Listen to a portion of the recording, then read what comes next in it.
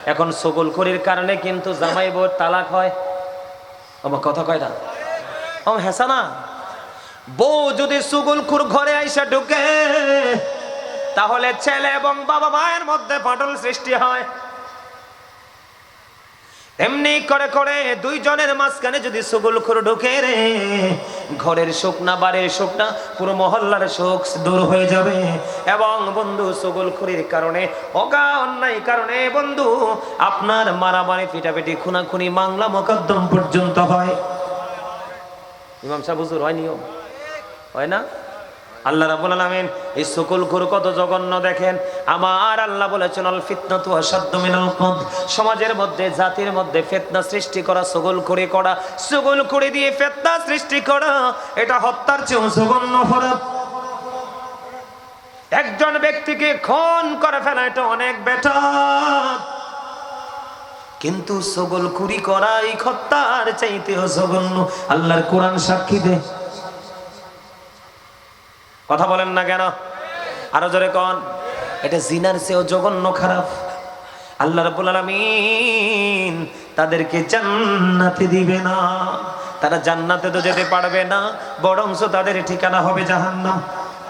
আমি একটা হাদিস শরীফ আপনাদেরকে শোনাই। আমার নবী সাহাবায়ে কেরামদেরকে নিয়ে রওনা দিলেন।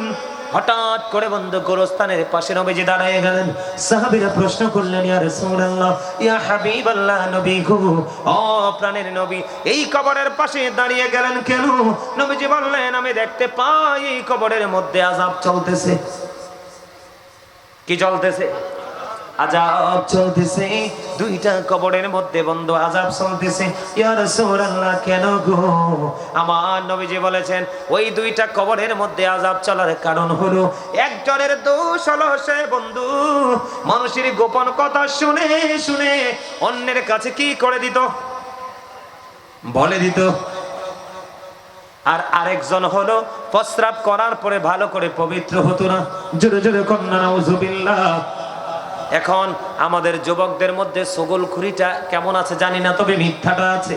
আর একটা আছে ওই যে প্রস্রাব করে পবিত্র না হওয়া, এটা যুবকদের মধ্যে বেশি আছে। কারণ যে জিন্স প্যান্ট পরে মোটা, প্রস্রাব করার জন্য বইতে পারে না। কথা কন না কেন? ওই দিন দেখি দুই বন্ধু মনে হয় কেমন ফুংডার ফুংডা মাহফিলে যাইতেছি, দেখি দুইটা এক লগে খাড়াইয়া দাঁড়াইয়া প্রস্রাব করতেছে রাস্তার পাশে। আমি গাড়ির মধ্যে দেখলাম আর হাসলাম। আমি মনে মনে বলতেছি, রে এই দুই দুষ্ট মনে হয় বন্ধু প্রস্রাবে ধরছে, একটা খাড়াইয়া প্রস্রাব করে আর একটাও করে। আমার নবীজি বলে দিয়েছেন এই সগলখড়ির সাথে হাদিসের অপশনটা যেহেতু আসছে, আমি যুবকদেরকে বলে যাই, যুবক তোমরা মন দিয়ে শোনো রে। সাদ বিন মুআজ রাদিয়াল্লাহু তাআলার ইন্তেকালের পরে আমার নবীজি তার কবরের পাশে গিয়ে দোয়া করতে শুরু করলেন। ইয়া রাসূলুল্লাহ, তার কবরের পাশে দাঁড়িয়ে দোয়া করার মানে কি গো? আমার নবীজি বললেন, তোমরা জানো না সাদ বিন মুআজ এত আল্লাহওয়ালা, এত বুজুর্গ ছিল, যার ইন্তেকালের পরে ৭০,০০০ ফেরেশতা তার জানাজায় অংশগ্রহণ করেছে। ইয়া রাসূলুল্লাহ, ইয়া হাবিবাল্লাহ, তারপরেও কেন গো আপনি তার জন্য দোয়া করবেন? আমার নবীজি বললেন, তার জীবনে এত আমল করেছে, তার জানাজায় ৭০,০০০ ফেরেশতা অংশগ্রহণ করেছে, কিন্তু তারপরেও তার কবর আযাব হওয়ার সম্ভাবনা রয়েছে। ইয়া রাসূলুল্লাহ, কেন গো? আমার নবীজি বললেন, সে প্রস্রাব করার পরে ভালো করে পবিত্র হতো না। এখনকার ছেলেরা প্রস্রাব করে দৌড় দিয়ে পানি খরচ করে মসজিদে চলে যায়, যায় কি যায় না? আমি যুবকদেরকে বলি, এইভাবে কোনো আমলের ক্ষেত্রে এইভাবে পবিত্র হওয়া যায় না, এইভাবে পবিত্রতা অর্জন করা যায় না। তুমি যদি মনে করে থাকো 100% পবিত্র হয়ে গেছো, আজকের পর থেকে তুমি প্রস্রাব করে টিস্যু নিয়ে ট্রাই করে দেখবা, অনেকক্ষণ হাঁটার পরে বসবা, দেখবা একটা ফোঁটা প্রস্রাব চলে এসেছে। এই জন্য তোমাদেরকে সচেতন থাকতে হবে, সজাগ থাকতে হবে। এখন সগলখড়ি কাকে বলে আপনারা বলেন? যেমন ধরেন আমার এই ভাই আমার পাশে বসেছে, কি আমি উনার সম্পর্কে এমন বক্তব্য দিয়েছি রাস্তায়, কোথায়? ওনার সম্পর্কে আমি রাস্তায় এমন বক্তব্য দিয়েছি যেটা, যেই বক্তব্যটা দিয়েছি এটা মিথ্যা না। আমি যেই কথাটা বলেছি এই চরিত্রটা ওনার মধ্যে আছে। কি আছে? কথা বলে না। আমি যেই বক্তব্যটা ওনাকে নিয়ে যে কথাটা বলছি এটা ওনার মধ্যে আছে, এটা উনি শুনলে কষ্ট পাবে না? কথা কয় না? কষ্ট পাবে কি পাবে না? বন্ধুরে আমার, ওনার মধ্যে এই চরিত্রটা আছে, কিন্তু ওনার অনুপস্থিতিতে ওই একটু দূরে গিয়ে বলল, অথবা কুমিল্লা গিয়ে ওনাকে নিয়ে আমি সমালোচনা করলাম, এটাই হলো গীবত। আর যদি ওনার মধ্যে চরিত্র না থাকে, আমি ওনার বিরুদ্ধে বললাম, ও বন্ধু, এটা হবে মিথ্যা অপবাদ। কথা বুঝেন? ওনার মধ্যে এই চরিত্রটা নাই, কিন্তু আমি বলছি এটা হলো মিথ্যা অপবাদ। আমার আল্লাহ মিথ্যা বলতে নিষেধ করেছে, আমার রাসূল মিথ্যা বলতে নিষেধ করেছে।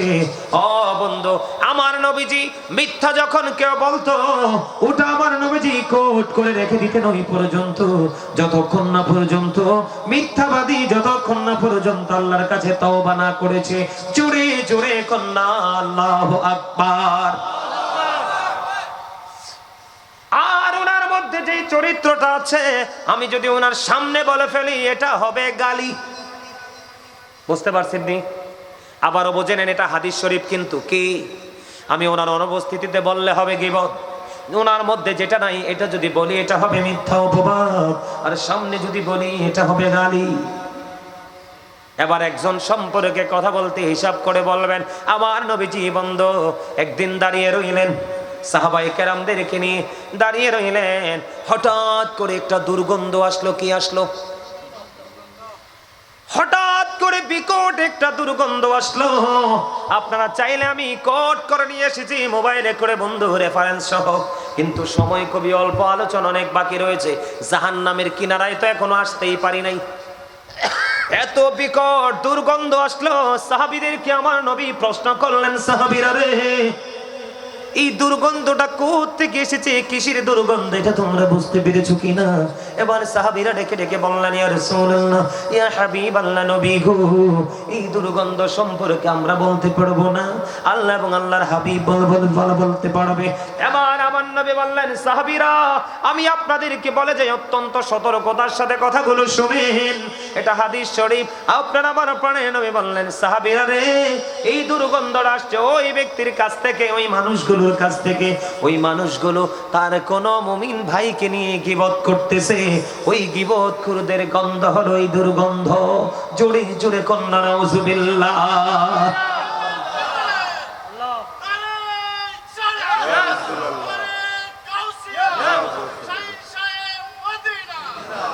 দেখছনি তোমরা পিছে বইয়ে কিরা করো? হ্যাঁ, কি করো? দেখছনি প্রেম, দেখছনি কোনা? একটু স্লোগান দিতে হয় না? আমি কি বলবো যে তোমরা স্লোগান দাও? এটা তো তোমরা ইচ্ছা করে দিতে হইব, ঠিক না? আপনারা বুঝতে পারছেন নি কত জঘন্য? মানে গীবত যারা করে, যারা অন্যের গীবত করে, তারা কত জঘন্য। এটা হয়তো আপনার আমার নাকে লাগে না, কিন্তু নবীজির নাকে লেগেছে। নবীজি উম্মতদেরকে সাবধান করে দিয়ে গেছে, উম্মত রে, তোমরা গীবত করো না, কারণ তুমি যার গীবত করছো তার গুনাহগুলো তোমার আমল নামায় ঢুকছে, আর যার গীবত করছো তার আমল নামা থেকে গুনাহগুলো তোমার আমল নামায় আসছে, আর তোমার নেকগুলো তার আমল নামায় ট্রান্সফার হয়ে যাচ্ছে। আওয়াজ তোলে কন্যা নাউজুবিল্লাহ। আরে আরো যারা বলেন না নাউজুবিল্লাহ, আর একটা মহাব্বতে বলেন নাউজুবিল্লাহ। এই কিছু বলবেন না? বললে এনে খরচেন কি? ওইলে স্টেজে ওঠেন না, প্যান্ডেলে ঢুকেন। এনে কোনো সুর ডাকাত নাই রে ভাই, আয় আয় ইয়ান দিব। এমনে ঘুরলে আই ডরাইস, আমি কে আরে কি সিডিলে কি দিয়ে দিব অনেক, কারণ ওয়াজের মাঝখান দিয়ে সিডি আমি পছন্দ করি না। কথা কন না কেন? আলোচনাটা কি আপনাদের কাছে করার দরকার কিনা বলেন? আরে ওয়াজটার দরকার আছে কিনা বলেন? শুধু দুর্গন্ধ নয় বন্ধু, শুধু দুর্গন্ধ নয়, আমি আবার আপনাদেরকে একটুখানি বলি বন্ধু, গীবত কোনটাকে বলে বন্ধু। যেমন আমি আপনাকে বলি, আপনি ধরেন নফল নামাজ পড়েছেন, কি করেছেন? যেমন এশারের 2 রাকাত নফল নামাজ আপনি পড়লেন, আরেকজন নফল নামাজ না পড়ে চলে গেল। উনি চলে যাওয়ার পরে আপনি মসজিদে বসে বসে বললেন, আমি নফল নামাজ পড়েছি, ও তো নফল নামাজটা পড়লো না, এটাও গীবত। কারণ আপনি তাকে অ্যাঙ্কার করে ছোট করে মন্তব্য করেছেন, ঠিক কিনা বলেন? মা আয়েশা সাফিয়াকে নিয়ে বন্ধু মন্তব্য করেছিলেন, সাফিয়া ছিলেন খাটো। কি ছিল? আমার নবীকে মা আয়েশা বললেন, ইয়া রাসূলুল্লাহ, সাফিয়া তো খাটো, এটাও কি আপনি পছন্দ করেন? আমার নবী বললেন, আয়েশা, আয়েশা রে, তুমি এটা কি করেছো? তুমি তো সাফিয়ার গীবত করেছো। দেখেন উম্মতকে কেমন করে নবীজি অ্যালার্ট করেছেন, সাবধান করেছেন। একজন মানুষ খাটো যদি হয়, আপনি তাকে যদি খাটো বলেন, সে কষ্ট পাবে কিনা? কথা বলেন না কেন? সে কষ্ট পাবে বন্ধু, এটাও গীবত। একজন মানুষ বন্ধু দেখলেন আপনি কালো, মুখটাকে ভেঙচিয়ে ভেঙচিয়ে বললেন সে কালো, ব্ল্যাক কালার ম্যান, ঠিক কিনা? এটাও গীবত। আপনি যখন বলবেন আমার জামা কত সুন্দর, কি আমার জামাটা সুন্দর, দেখো ওই লোকটার জামাটা কত নোংরা, এটাও গীবত। এবার বুঝে নেন বন্ধু, প্রত্যেকটা জায়গা দাওয়াত খাইতে গেছেন, হয়তো বা বাবুর্চি একটু 19-20 করে ফেলেছে, খাবার শেষে এসে আপনি 3 রাস্তায় মোড়ে গিয়ে খাবার নিয়ে বন্ধু সমালোচনা করলেন, এটাও গীবত। এমনি করে করে বন্ধু প্রত্যেকটা সেক্টরের গীবত আছে। এই গীবত আপনার আমলনামাকে খালি করে দিবে। নাউজুবিল্লাহ বলেন না কেন? আরে আরো জোরে বলেন না নাউজুবিল্লাহ। গীবত আজকে থেকে করবেন নি? কথা বলেন না, করবেন নি? আপনি একদিকে সোজা হইয়া ঘুমাইছেন, আপনার পাশে আরেকজন বাঁকা হইয়া ঘুমাইছে, চাও না কিন্তু বেহাইয়া ঘুমাই রয়েছে, এটাও গীবত। আপনাদের অত্যন্ত সেন্সিটিভলি বিষয়টা নিতে হবে। বন্ধুরে আমার, মুখ ভেঙচিয়ে কাউকে ছোট করে কথা বলা যাবে না, অনুপস্থিতিতে কথা বলা যাবে না। যদি গুণ থাকে হবে গীবত, যদি গুণ না থাকে হবে মিথ্যা অপবাদ। সামনে যদি বলেন সে মনে কষ্ট পাবে, এটা হয়ে যাবে গালি। আমার নবীজি বন্ধু মেরাজে গেলেন। মেরাজে যাওয়ার পরে একটা সম্প্রদায়ের নিকট দিয়ে যাচ্ছিলেন। যাওয়ার সময় নবীজি দেখতে পাইলেন, আমার দিকে তাকান, এক এক একটা সম্প্রদায়কে দেখতে পাইলেন, তাদের নখগুলো এত বড় বড় রে, প্রত্যেকটা নখ বন্ধু তামার তৈরি। কিসের তৈরি? প্রত্যেকটা নখ বন্ধু তামার তৈরি। এবার নবীজি দেখতে পাইলেন, আমার দিকে তাকান, এই তামার তৈরি নখ দিয়ে বন্ধু তার নিজের বডি থেকে গোস্তগুলো খামচিয়ে খামচিয়ে তুলে ফেলছে। কি করছে? খামচিয়ে খামচিয়ে তুলে ফেলছে। ওই খামচিয়ে খামচিয়ে যখন দেখলেন এই চামড়াগুলো বন্ধ তুলে ফেলছে, আপনাদেরকে বুঝে নিতে হবে পৃথিবীর নরমাল নখের মতো ওই নখ হবে না। ওই নখ বন্ধ সে জীবন যে বড় কর্ম করেছে, জীবন ভর যে অপরাধ করেছে, অপরাধের সাজার জন্য আল্লাহ ভয়ঙ্কর তামার নখ লাগাইয়া দিবে। এই নখ দিয়ে সে তার বডি খামচাবে, খামচে খামচে চামড়াগুলো তুলে ফেলবে, যন্ত্রণায় চিৎকার চেঁচামেচি করবে বন্ধু। আমার নবীজি তখন হাদিস শরীফের মধ্যে এসেছে, জিবরাইল আলাইহিস সালামকে প্রশ্ন করলেন, ভাই জিবরিল, এই লোকটা কে রে, এরা কারা, এরা কেন এবার এমন করতেছে? আমার নবী বলেছেন, এবার জিবরাইল বলে দিবেন, ইয়া রাসূলুল্লাহ, ইয়া হাবিবাল্লাহ, নবী গো, এরা হলো দুনিয়ার গীবত করনেওয়ালা ব্যক্তি। জুড়ে জোরে কন্না নাউযুবিল্লাহ।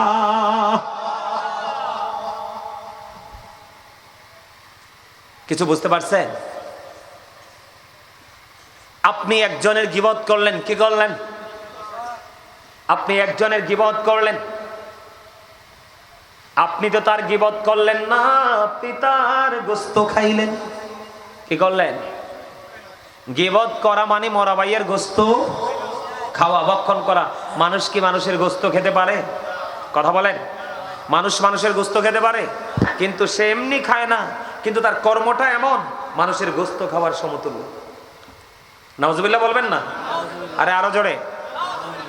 এইরকম গোশত খাওয়ার লোক আপনাদের এই দক্ষিণ শিলাইগড়ায় আছে না নাই? আছে না? আমার দিকে তাকান বন্ধু, হাদিস শরীফের মধ্যে এসেছে, আপনার আমার প্রাণের নবী এই পৃথিবীর বুকে আপনি যার বদনাম করেছেন, যার অনুপস্থিতি বন্ধু গীবত করেছেন, আমার নবীজি জানিয়ে দিয়েছে, আপনি যার গীবত করেছেন, আপনাকে কাল কিয়ামতের দিন ওই গীবত করনেওয়ালা, যার যে ব্যক্তির গীবত করেছেন তার নিকটবর্তী ওই গীবত করনেওয়ালা বান্দাকে করা হবে। জোরে জোরে কন্না নাউজুবিল্লাহ। হুজুর কেন গো? গীবত আমি দুনিয়ায় করেছি, দুনিয়ায় গীবত করেছি, আমার আমলনামা থেকে নেকগুলো সব চলে গেছে, দূর হয়ে গেছে। হুজুর কেন গো আমাকে আবার ওই বান্দার কাছে তুলে দেওয়া হবে?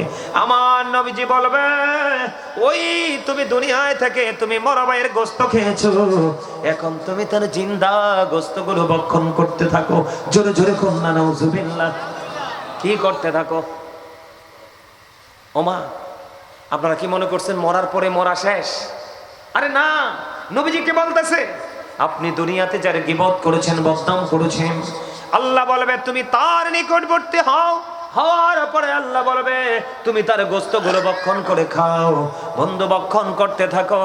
হাদিস শরীফের মধ্যে এসেছে, আমার নবী বলেছেন তখন তিনি কি করবে, চাপি চেপে ধরে বন্ধু ওই ব্যক্তির বডি থেকে গোশত খেতে শুরু করবে, গোশতগুলো কামড়ে কামড়ে খাবে আর মুখগুলো বেঞ্চাবে, উচ্চ আওয়াজে বন্ধু কান্নাকাটি করবে, চিৎকার করবে।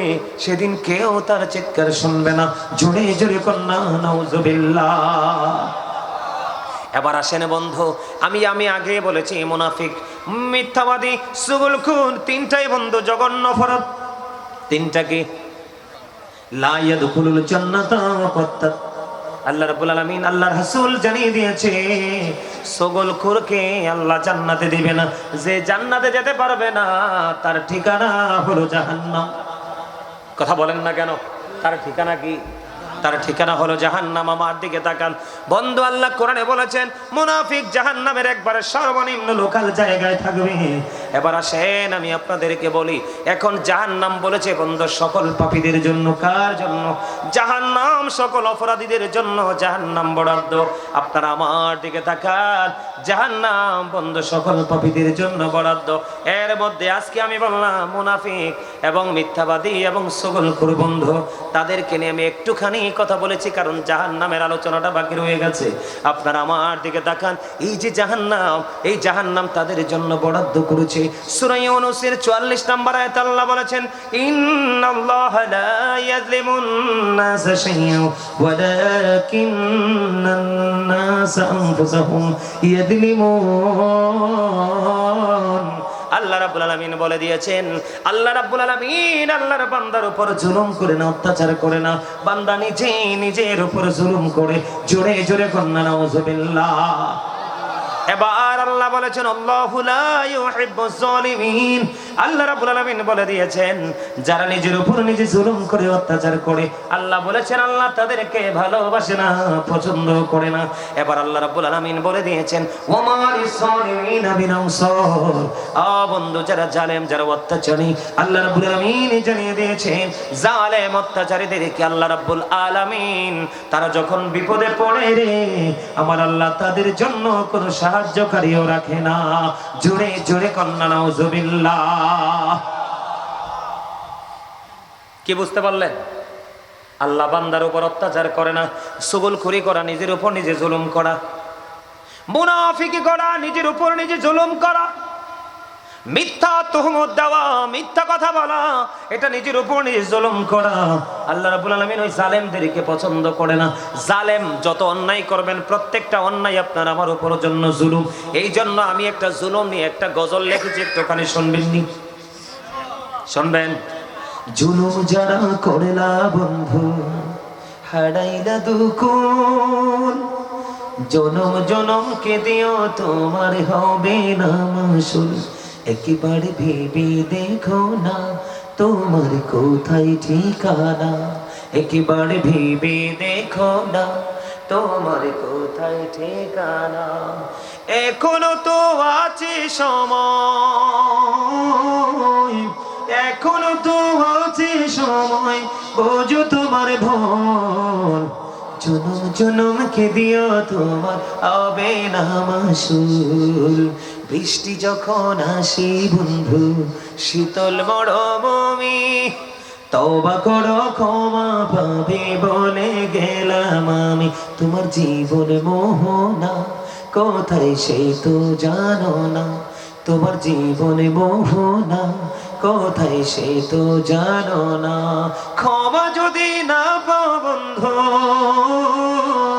ক্ষমা যদি না পাও বন্ধু পাবে না তো কুল। জনম জনমকে দিও তোমার হবে না মাসুল। কথাগুলো খেয়াল করছেন নি? সারা জীবন কে দিও কি সেই পাপের মাসুল দিতে পারবে? এবার আসেন বন্ধু আমি আপনাদেরকে বলে দেই, আপনি মরা ভাইয়ের গোস্ত খেয়েছেন, মরার পরে আপনাকে ওই ব্যক্তির গোস্ত খেতে হবে। চিৎকার করবে বন্ধ, কান্নাকাটি করবে বন্ধ, সেদিন কোনো উপায় হবে না, কোনো লাভ হবে না। আমার আল্লাহ বলেছেন অমানিস যালিমিনা মিন আনসার, আল্লাহ জালেম অত্যাচারীদের জন্য কোনো সাহায্যকারী রাখে নাই। আপনি জুলুম করেছেন মিথ্যা বলে, আপনি জুলুম করেছেন মুনাফিকি করে। আমি মুনাফিক চিনার একটা উপায় আমি আপনাদেরকে বলবো কিনা? ছোট্ট একটা এক্সাম্পল দেব আপনারা যেন সহজে বুঝতে পারেন বন্ধু। হযরতে দাউদ আলাইহিস সালামের জামানায় আল্লাহর পক্ষ থেকে ওনার জামানায় কুদরতি জিনজির তিনি পৃথিবীতে পাঠিয়েছিলেন। কি করেছিলেন? কুদরতি একটা জিনজির, খেয়াল করো তোমরা, কুদরতি একটা জিনজির তিনি পৃথিবীতে পাঠিয়েছিলেন। যখন কোন জটিল সমস্যা যখন সৃষ্টি হতো, তখন বন্ধু যেই ব্যক্তি সত্যবাদী যদি জিনজিরের দিকে হাত বাড়াতো, এই জিনজিরে সে ধরা দিত। আর যদি সে মিথ্যাবাদী হতো, জিনজির তাকে বন্ধু ধরা দিত না। ওনার জামানায় একদিন কি হলো বন্ধু, আমার দিকে তাকান। হযরতে দাউদ আলাইহিস সালামের জামানায় ওই জিনজির কিন্তু বন্ধু একদিন গায়েব হয়ে গেল। কেন গায়েব হয়ে গেল? শুধুমাত্র মুনাফিকের কারণে। আমি আপনাদেরকে বলি, একজন ব্যক্তি আরেকজন ব্যক্তির কাছে কিছু আমানত রাখলেন। খেয়াল করেন, আমানত রাখার পরে ওই যার আমানত রাখলেন, যার মাল তিনি ফিরে গেলেন। ওনার কাছে কিন্তু মূল্যবান কিছু দৌলত ছিল। যাওয়ার পরে বললেন, আমি তো তোমাকে তোমার মাল ফেরত দিয়ে দিয়েছি। দুইজনের মধ্যে কিন্তু বাকবিতণ্ডা চলছে। কি চলছে? আমি তোমাকে তোমার মাল, তোমার মণিমুক্তা, হীরা, এইগুলো তোমাকে আমি দিয়ে দিয়েছি, আমার কাছে তো নাই। এবার বন্ধু অনেক বাকবিতণ্ডা হলো। আসলে কিন্তু জিনিসগুলো যার জিনিস তাকে ফেরত দেয়নি, যার কাছে আমানত রেখেছেন তিনি সেই জামানার কথা বলছি। এবার কি করলেন? ঢাক ঢোল পিটিয়ে মানুষকে একত্রিত করা হলো। বিচার হবে, কুদরতি জিনজিরের কাছে যাব, কে সত্যবাদী আজকে বন্ধু প্রমাণ হয়ে যাব। কিন্তু যার কাছে মালগুলো আমানত রাখা হয়েছিল, ওনার কাছে ছিল বন্ধু একটা লাঠি। কি ছিল? যখন তিনি জিনজিরের দিকে হাত বাড়ানোর জন্য চলে গেল, যাওয়ার সময় ওই লাঠিটা যার মাল তার হাতে দিয়ে গেল। এবং তিনি তো যাইয়া হাত বাড়াইলেন, জিনজির তার হাতে বন্ধ ধরা দিল।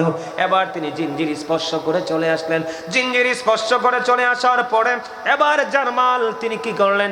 জিনজিরের দিকে হাত বাড়ালেন, জিনজির আবার তাকেও ধরা দিল। জোরে জোরে কন্যা আল্লাহু আকবার। বিষয়টা কি জটিল না?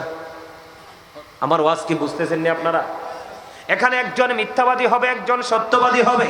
কিন্তু যার কাছে মাল আমানত রেখেছেন তিনি হাত বাড়ালেন, জিনজির ধরা দিল। যার মাল তিনিও যখন হাত বাড়ালো, জিনজির তাকেও ধরা দিল। মানুষ আশ্চর্য হয়ে গেল, এটা কেমন করে সম্ভব? দুজনেই সত্যবাদী, এটা কেমন করে সম্ভব? কিন্তু মাঝখান থেকে মালের কোনো খবর নাই। এবার বন্ধু মানুষগুলো আতঙ্কিত হয়ে গেল, আশ্চর্য হয়ে গেল, দুজন কেমন করে সত্যবাদী হয়? জিনজির তো দুজনকেই ধরা দিল, এটা কি রহস্য বন্ধু। আজকে তো বিচার হলো, ফয়সালা হলো, চলে গেল। চলে যাওয়ার পরে পরের দিন ভোর যখন হলো রে, ওই ভোরে চাইয়া দেখে আল্লাহর পক্ষ থেকে যে ফয়সালার জন্য বন্ধু আসমানি গজব আসলে এটার মাধ্যমে জানা যাইত এই কুদরতি জিনজির গায়েব হয়ে গেছে। জোরে জোরে কন্যা নাউজুবিল্লাহ। এবার প্রশ্ন আসলো মানুষের মনে, যখন দুইজনই জিনজির স্পর্শ করতে পেরেছে, তখনই মানুষ চিন্তা করেছে যে কিছু না কিছু একটা হয়েছে। বন্ধুরে আমার, পরে তারা চলছেরা বিশ্লেষণ শুরু করলো। মুনাফিক চিনেন, মুনাফিক চেনার দরকার আছে না নাই? বন্ধুরে আমার, মুনাফিক দেখবেন ওনার কাছে গেলেও হ্যাঁ, ওনার কাছে গেলেও হ্যাঁ, ওনার কাছেও গেলে হ্যাঁ, ওনার কাছে গেলেও হ্যাঁ, ওনার কাছে গেলেও হ্যাঁ, ওনার কাছে গেলেও হ্যাঁ। মুনাফিকের জীবনে না কোনো শব্দ নাই।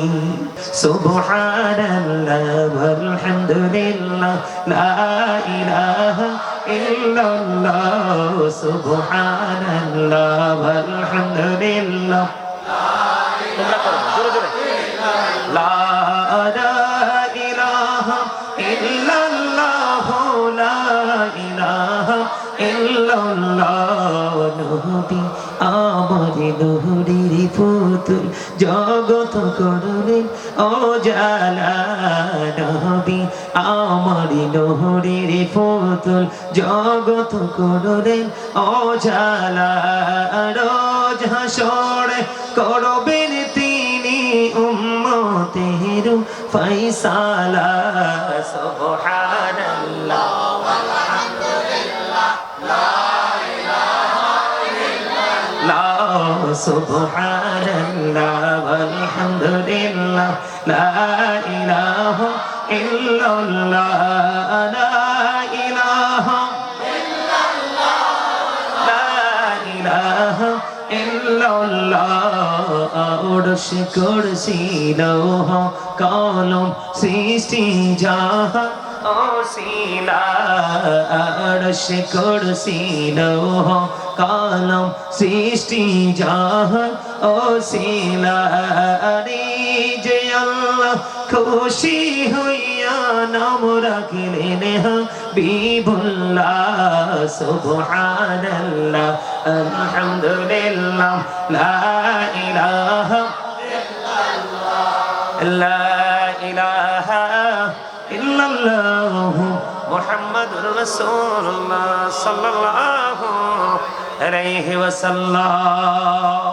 আল্লাহ রাব্বুল আলামিন সীমা লঙ্ঘনকারী এবং মিথ্যাবাদীকে আল্লাহ রাব্বুল আলামিন সৎ পথে পরিচালিত করে না। কাজ্জাব মানে মিথ্যাবাদী, ঠিক কিনা বলেন? আরো জোরে বলেন। আমাদের সমাজে মিথ্যাবাদী আছে না নাই? আরো জোরে কোন আছে না নাই?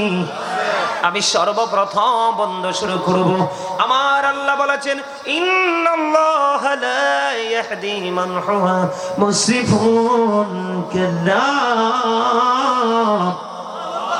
আল্লাহ রাব্বুল আলামিন বলে দিয়েছেন, আল্লাহ রাব্বুল আলামিন সীমা লঙ্ঘনকারী এবং মিথ্যাবাদীকে সীমা লঙ্ঘনকারী মিথ্যাবাদীকে আমার আল্লাহ সঠিক পথে পরিচালিত করে না। বলে হুজুর তার কারণ কি? আপনার আমার প্রাণে নবী বলে দিয়েছেন বন্ধু, মিথ্যা হলো সকল পাপের প্রসূতি। জোরে কন্যা নাউজুবিল্লাহ, আরো জোরে বলেন না নাউজুবিল্লাহ। মিথ্যা হলো সকল পাপের মা। মিথ্যা যার কাছে আছে মনে করবেন তার কাছে সব ধরনের অপরাধ আছে। আছে না নাই? আপনারা বিশ্বাস করেননি? বন্ধুরে আমার নবী বলেছেন তোমরা কি করো? সত্য বলতে অভ্যস্ত হও। কি বলতে? সত্য বলার মধ্যে নিজেকে অভ্যস্ত করো, কারণ সত্য মানুষকে কল্যাণের দিকে নিয়ে যায়। কোন দিকে নিয়ে যায়? সত্য মানুষকে কল্যাণের দিকে নিয়ে যায়, আর কল্যাণ মানুষকে চিরস্থায়ী ঠিকানা জান্নাতে পৌঁছে দেয়। জোরে জোরে বলুন না সুবহানাল্লাহ, আর জোরে বলুন না সুবহানাল্লাহ। বন্ধুরি আমার দিকে তাকান, আমি আপনাদেরকে বলে দিই আমার দিকে তাকান। আল্লাহ বলেছেন তোমরা সত্য বলতে কি করে অভ্যস্ত হও। কারণ হলো আমার দিকে তাকান, গভীর খেয়াল করবেন। ট্রেনিং আমরা কোত্থেকে নিব? মদিনাওয়ালার কাছ থেকে, ঠিক কিনা বলেন? বন্ধুরে আমার ইহুদি নাসারাদের বক্তব্য শুনেন।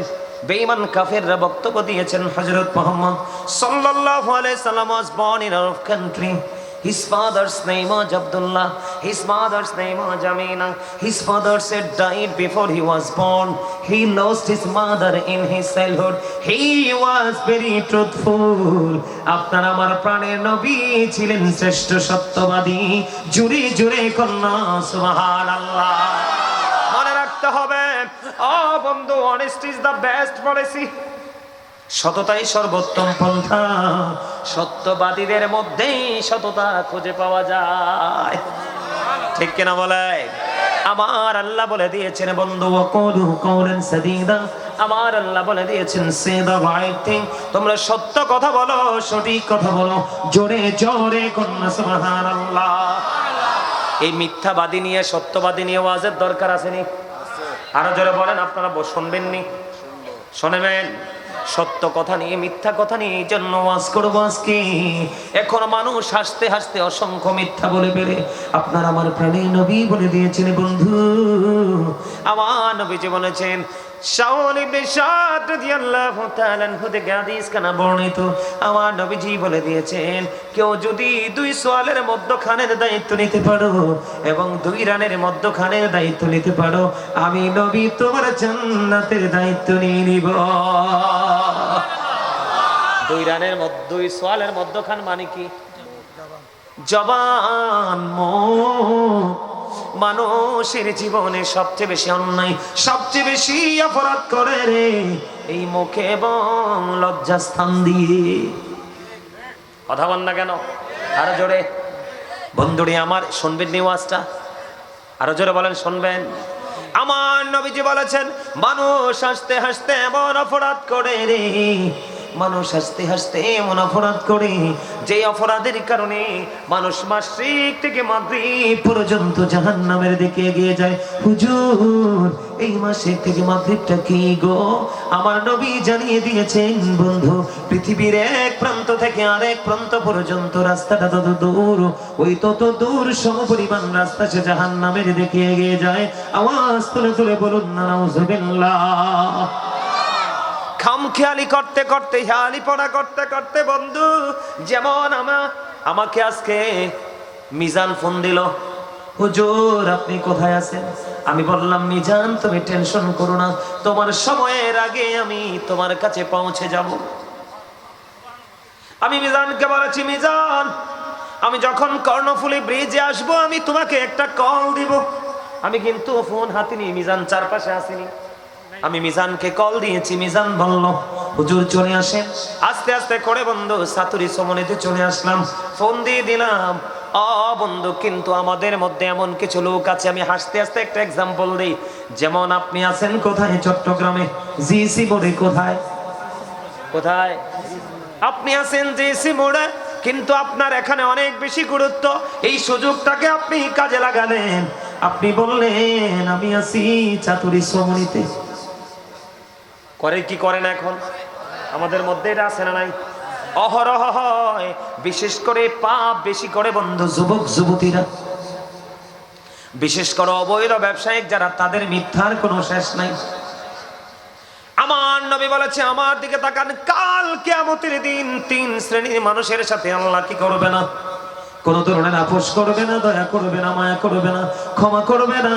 হুজুর এই তিন শ্রেণীর মানুষকে গো হাদিস শরীফের মধ্যে এসেছে বন্ধু, একটা বললে তো হবে না, তিনটাই গুরুত্বপূর্ণ। বলে দেই আপনাদেরকে বন্ধুরি আমার, প্রথমেই আপনার আমার প্রাণের নবী জানিয়ে দিয়েছে যে তিন শ্রেণীর মানুষের মধ্যে প্রথম শ্রেণীর মানুষ হলো বর্তমান যুবকের, বর্তমান মুসলমান যুবক ছেলেরা।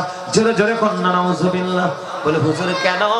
এখন দেখবেন ম্যাক্সিমাম যুবকরা যখন জিন্স প্যান্ট পরে তার পোশাকটা উপর দিয়ে নাভির নিচে, নিচে দিয়ে টাকনোর নিচে চলে যায়।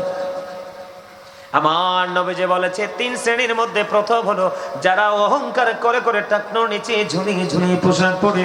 সেকেন্ড নবীজি বলেছেন যারা মানুষকে বিপদে পড়লে উপকার করে, সুযোগ পাইলে বন্ধু তাকে আবার খোঁটা দিয়ে দেয়। আর তিন নাম্বার হলো মিথ্যাবাদী ব্যবসায়ী।